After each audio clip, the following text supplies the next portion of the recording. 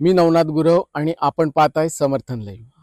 आधी आपण विक्रमगड तालुक्यातील वेलपाडा ग्रामपंचायतीच्या क्षेत्रातील जलजीवन मिशन अंतर्गत पाणी पुरवठ्याच्या योजनेतील जलकुंभाचं ठिकाण पाहिलं। जलकुंभाचं काम सुरू आहे तो तपशील पाहिला। ते जलकुंभाचं काम थेट वनजमिनीमध्ये सुरू आहे।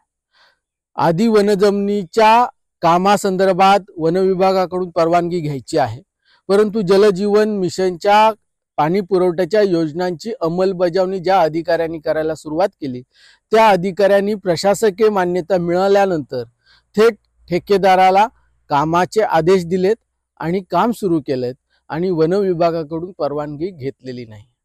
आता जलजीवन मिशनची जी काही योजना आहे ती योजना सुरू करताना पहिल्यांदा जलस्रोत विहिरीचे ठिकाण निश्चित करायचं आहे। आता आपण विक्रमगड तालुक्यातील सौराई गावातील गबाळेपाड्याच्या ठिकाणी आहोत।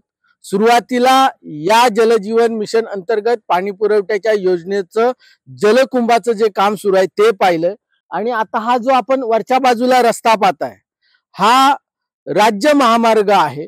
डहाणू नाशिक असा हा राज्य महामार्ग आहे। या राज्य महामार्गाचं उद्या चौपदरीकरण होणार आहे आणि ठेकेदारांनी थेट या रस्त्याला लगत अशी पाईपलाईन टाकलेली आहे। ज्यावेळी चौपदरीकरणाचं काम सुरू होईल त्यावेळी पहिल्यांदा ही पाईपलाईन जी आहे ती उकरून टाकली जाईल आणि त्याच्यावर नव्याने रस्त्याचं रुंदीकरण होईल। सर्वात महत्त्वाचा मुद्दा, जलजीवन मिशनच्या पाणी पुरवठ्याच्या योजना हाती घेताना सुरुवातीला जलस्रोताचं ठिकाण निश्चित करायचं आहे। जलस्रोताचं ठिकाण निश्चित झाल्यानंतर त्या ठिकाणी विहिरीची निर्मिती करायची आहे। या अधिकाऱ्यांनी काय केलं पहा, या बाजूला ही विहीर पाहत आहे। ही विहीर साधारण 25 वर्षापूर्वीची जुनी आहे। विहीर अरुंद आहे, विहिरीची उंची कमी आहे, परंतु हे विहीर नैसर्गिक नाल्याच्या पात्रालगत असल्यामुळे या विहिरीमध्ये पाणी आहे। आपण या ठिकाणी पाहू शकाल हा जो पाईप आहे हा जलकुंभाच्या ठिकाणाहून या ठिकाणी आणलेला आहे।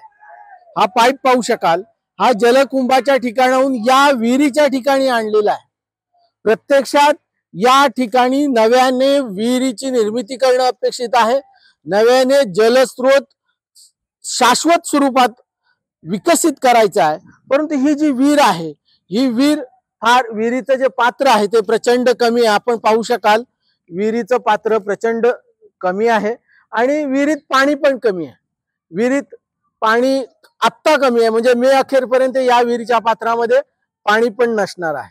त्यामुळे जलजीवन मिशन अंतर्गत पाणी पुरवठ्याच्या योजनेची किती उदासीन मानसिकतेतून पालघर जिल्ह्याच्या ग्रामीण पाणी पुरवठ्याच्या विभागाचे अधिकारी अंमलबजावणी करत आहेत हे चित्र या ठिकाणी स्पष्ट होतं।